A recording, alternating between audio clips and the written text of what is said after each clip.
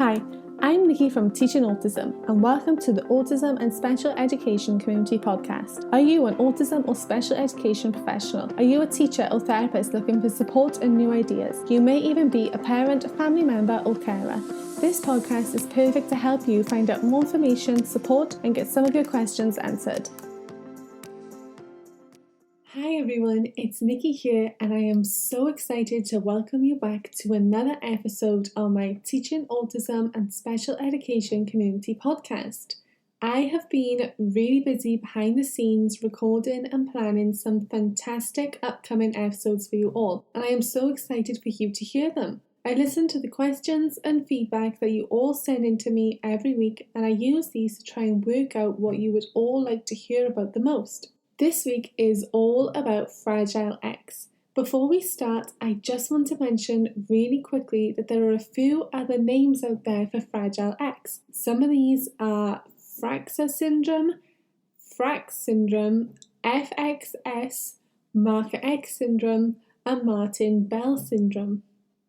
Throughout this episode, I will be referring to it as Fragile X. And I actually get quite a few questions about Fragile X every month. And it's not something that you can easily find a lot of information on.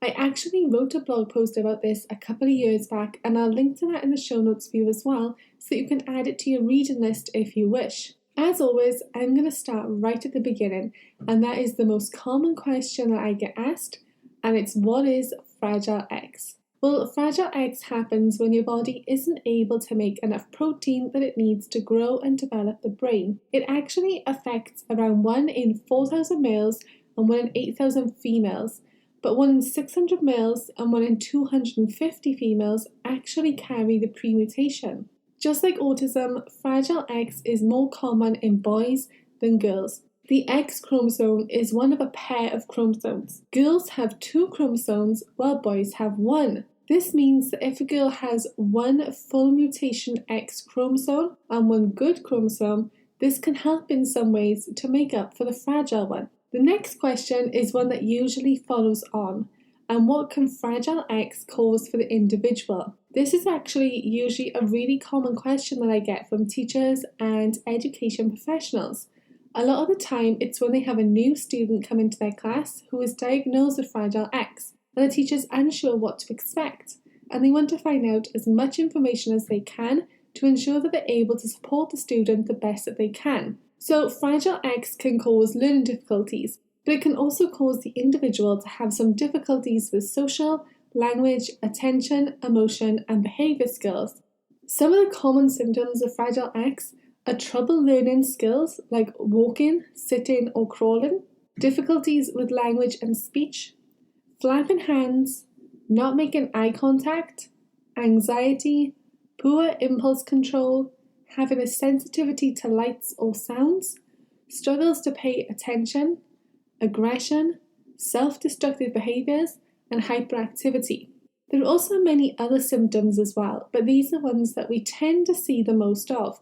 Some children with Fragile X also have changes to their face and their body, which can include flat feet, loose joints, a large head, long and narrow face, large ears, and a large forehead and chin.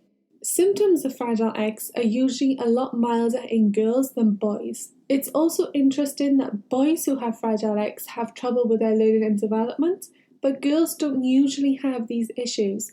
However, they may sometimes have trouble getting pregnant when they're older, and they may go into menopause much earlier than usual. One of the main worries for parents when their child is diagnosed with Fragile X is about the health problems that can arise from having it.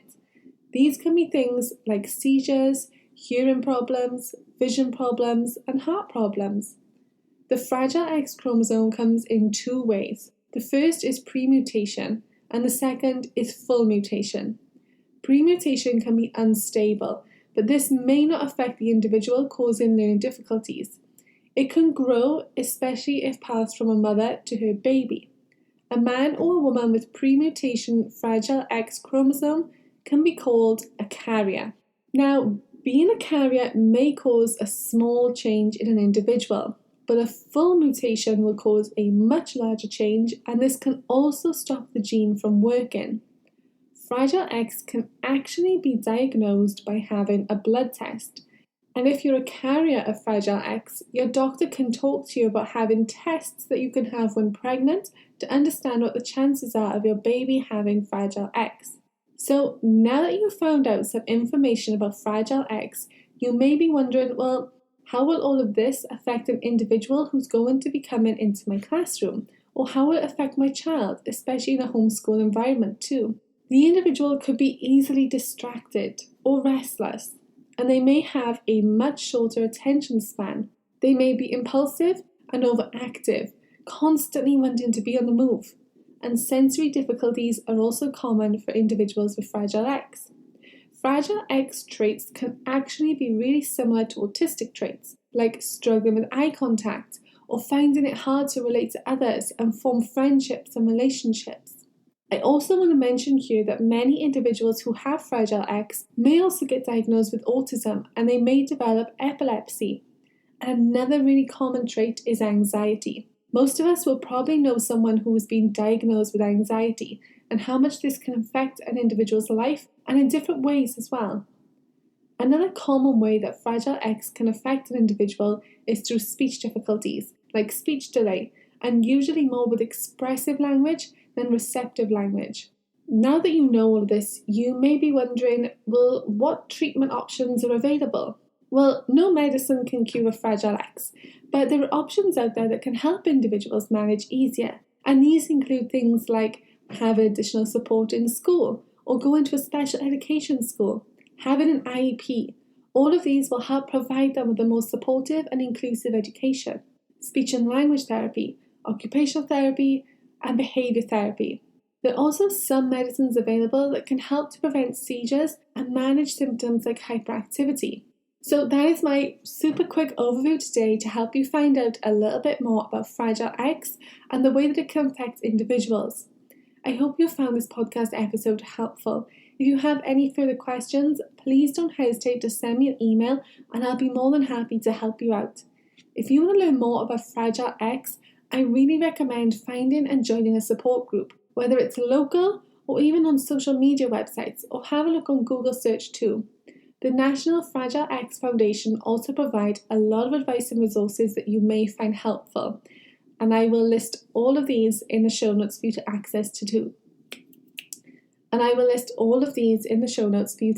Super easily too. I hope this episode provided you with some information about Fragile X that you found helpful.